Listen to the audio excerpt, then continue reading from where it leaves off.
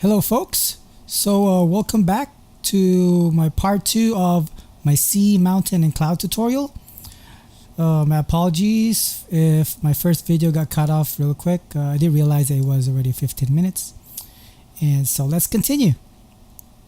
So we were just done with our waves setup, so let's jump into our mountain setup. Same setup as the waves, but there's a little bit of change to it. So just grab a noise and then reduce the size to around 120, and don't animate the Z. Lower the gamma a little bit, increase the gain just a touch, and grab a grade node. Switch it to RGBA, turn on white clamp, just crank up just a little bit, and black clipping as well. So now we could use this one as an alpha. I'm planning to create like a snowy type of mountain, so I can grab a constant. Switch it to RGBA, color 1, and copy premult. Connect A to the noise and grade, B to the constant, and you have this. And copy this constant and switch the color to blue. Will do fine.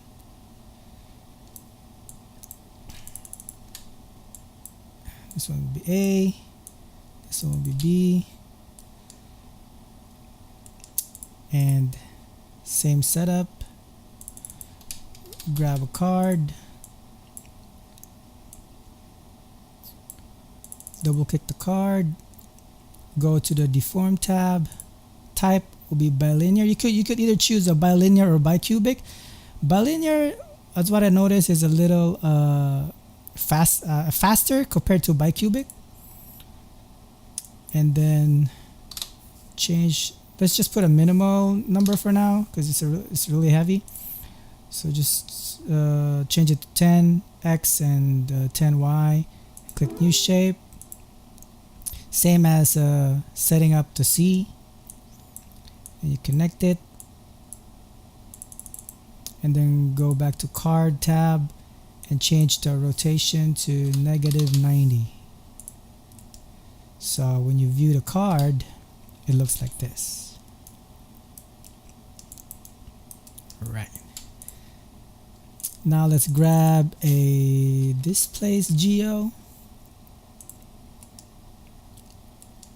and connect displace on the alpha and the other one on the card. So now it'll give you like a default setup. It's actually look pretty cool like this. It's a little bit of low poly. We're gonna do a little something about it, especially on these edges right here. But I'm just gonna bring down the scale just a little bit. There.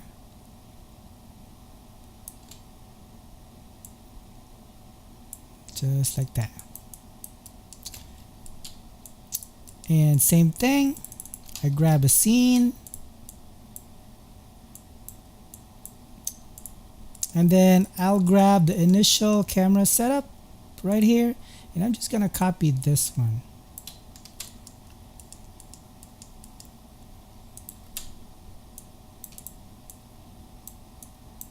Right there.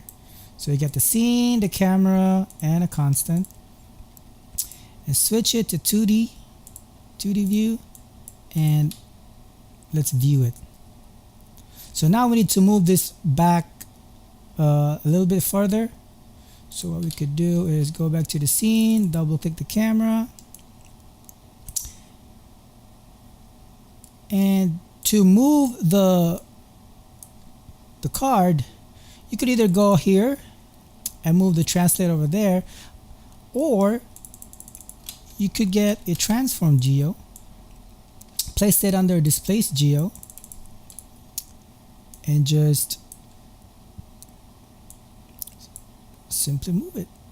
It's easier this way because we're not modifying the values on the card itself. We're doing it on a transform geo, so it's pretty cool. I'm just gonna change it to 2 so I could see the camera and how far we're at. There, and I'm just gonna press Control. It'll show me the rotation gizmo. I'm just gonna rotate it oriented to the camera. So now I'm gonna switch to 2D, and I'm gonna view it. So I have that.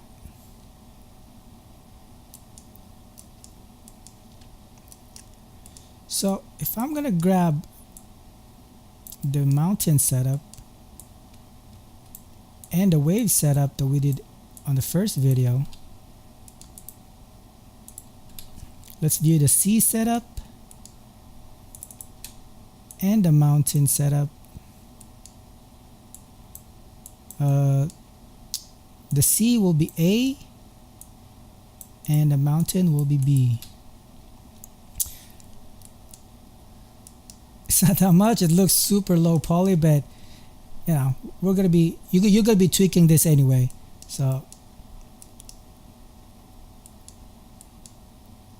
click the transform geo and just bring it down, say -5. It's too much. Just 0.5.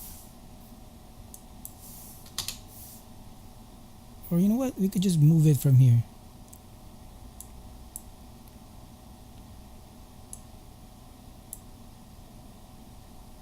Right there.